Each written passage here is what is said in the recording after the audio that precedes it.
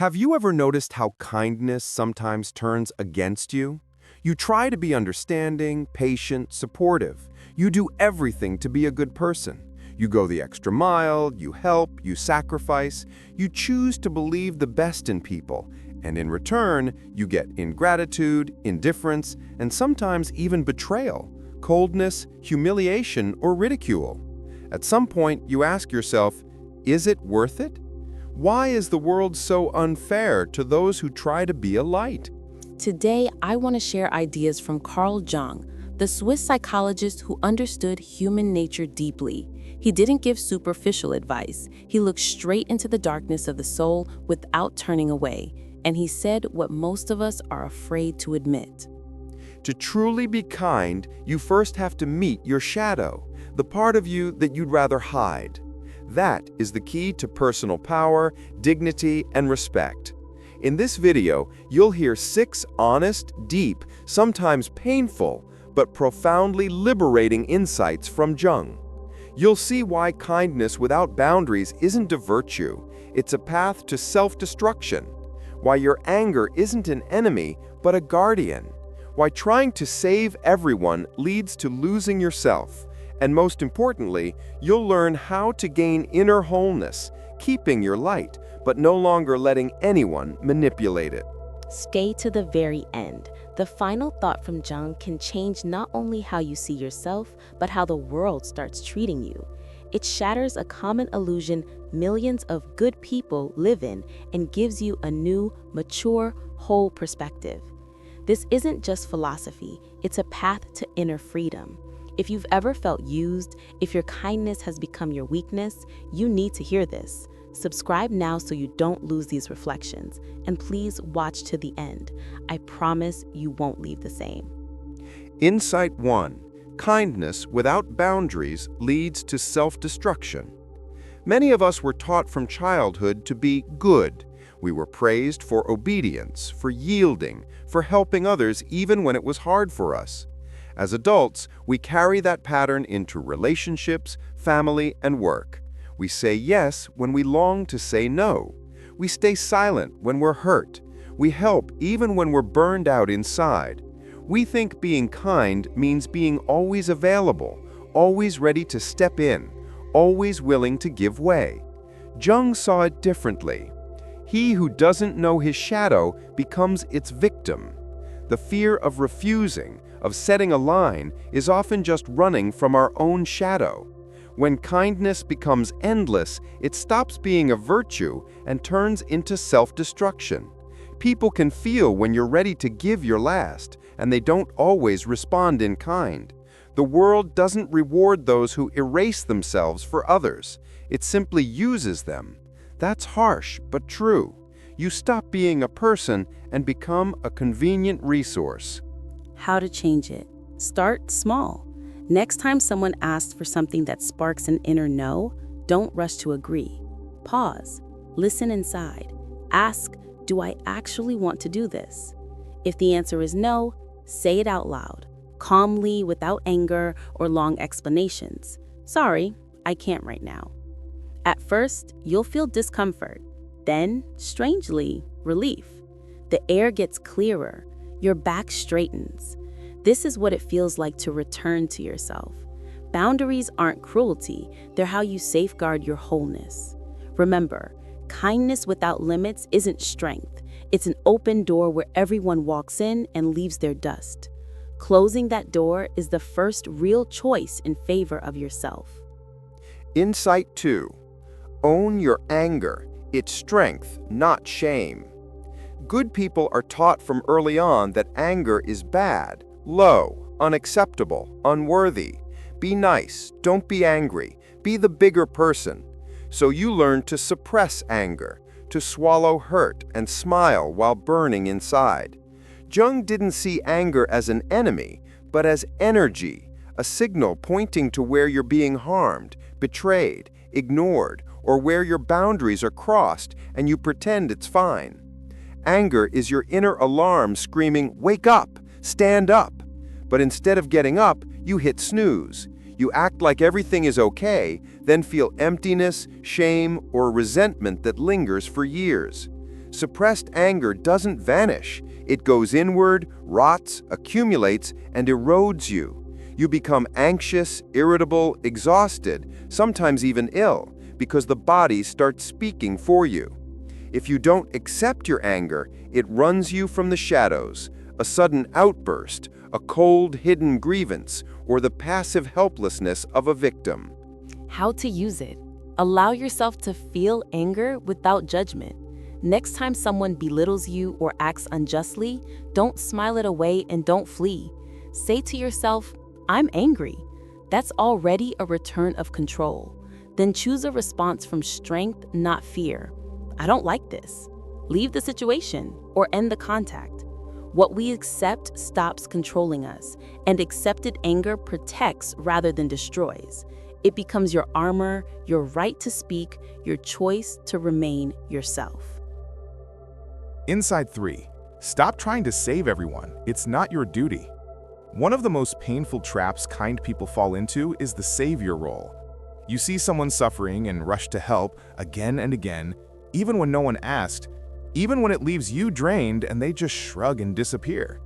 Jung warned, saving another, you can drown yourself. Often, behind kindness hides an unconscious need to feel needed, a fear of being forgotten or worthless. You grab onto other people's dramas to avoid your own emptiness and fatigue. The world adapts fast. People stop seeing you as a person and start seeing a donor, emotional, physical, financial. The more you give, the less you're valued, because value requires limits. If you're always there, you turn into background, and nobody notices the background. What to do? Discern where your help is timely and where it's harmful. If someone has complained about the same thing for years and does nothing, they don't need help. They need attention and a crutch. You don't have to be that crutch. Ask, do I truly want to help, or am I pulled in by fear or guilt? What do I need right now? Silence, rest, self-care? The one who can't save themselves saves no one.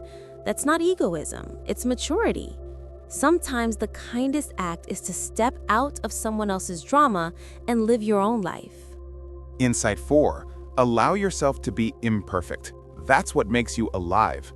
Kind people often become hostages to an image, always polite, responsive, fair, balanced. A mistake feels like disaster. A harsh word, reason for days of remorse. Visible fatigue like you've failed everyone. Jung said, perfection is an illusion of the ego, not a path to wholeness. Chasing flawlessness doesn't bring you to the light, it hollows you out and hides you behind a mask.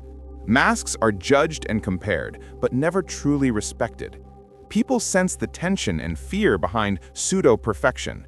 We're drawn to the living, to those who can err, get tired, be angry, cry, to those unafraid to be themselves. How to apply it? Stop apologizing for being human. If you're tired, say so. If you made a mistake, yes, I did and I'll fix it. Don't hide or over-explain your weaknesses. Live with them. Authenticity is a magnet. Individuation, the Jungian path, is where you drop the role and become yourself, trading an idealized image for a real grounded strength. The perfect aren't loved, they're feared. The living are respected. Let yourself be alive. Insight 5. Sometimes you must be the bad one to remain yourself. This may sound dark, but it's freeing. We think kindness is an obligation. Be agreeable, patient, peace-loving, understand, forgive, yield.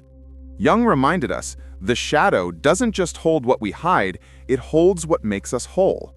To preserve your soul, power, and honesty, you must dare to be bad in someone else's eyes. It means not agreeing when silence is expected, not smiling when you're demeaned, not compromising yourself for someone else's comfort. It means saying, I don't agree, I don't want this, I won't do this. The world calls such people difficult. In truth, they have boundaries and honor. They won't trade themselves for approval. Practical picture. A colleague keeps shifting work onto you for years. You've tolerated under I'm kind, it's fine, while respect dwindles to zero. One day you calmly say, no, that's your task. no drama, or the friend who calls only to dump complaints and never asks about you. You stop picking up, not from malice, but self-respect. That's integrating the shadow. You don't kill your kindness, you set it on a solid foundation. You are no longer manipulated by guilt. You have a voice and the right to say no. Being bad isn't cruelty, it's authenticity and self-respect. From that, others' respect finally begins. Insight 6. Stop chasing approval. That's the road to inner freedom. Kind people often live inside others' expectations. You act so no one is disappointed. You say what people like to hear, do what they want, smile when it hurts, swallow resentment to avoid being difficult. All for one thing: to be accepted. Jung said, as long as you depend on others' opinions, you do not belong to yourself. Approval makes us hostages, grown adults on a short leash, scanning every step. Will they judge me? Reject me? Think badly of me? This steals freedom and authenticity. When you depend on approval, you betray yourself. You agree to the uncomfortable and stay silent when you should speak, until one day you realize you're living someone else's life. How to change it? Notice where you choose only to avoid disapproval, agreeing to a meeting you don't need, staying in a relationship that's gone cold for fear of loneliness and judgment. Ask, if nobody were watching, what would I do? That's your honest choice. It may be inconvenient, some will dislike it, some will leave, which means they were attached to your mask, not you. Let them go. The true ones will stay and respect you more. Freedom begins when you no longer need permission to be yourself. Kindness is not weakness, but kindness without boundaries, grounding, and maturity can destroy you. Jung showed that being only light is dangerous. Light without darkness blinds. Only the one who has made peace with their shadow becomes truly strong. Then, kindness turns from sacrifice into choice. Then you start living your life, not other people's expectations. So, where has your kindness turned into weakness? Where do you betray yourself for a peace that isn't worth the price? Where do you stay silent while an inner voice shouts, "Enough"? Take the first step today. Tell me in the comments which of these 6 insights hits closest to home. Where did you recognize yourself? Or maybe you've already started this path. Share your experience. I read every comment because that's where the real work happens, in dialogue, in pain, in honesty.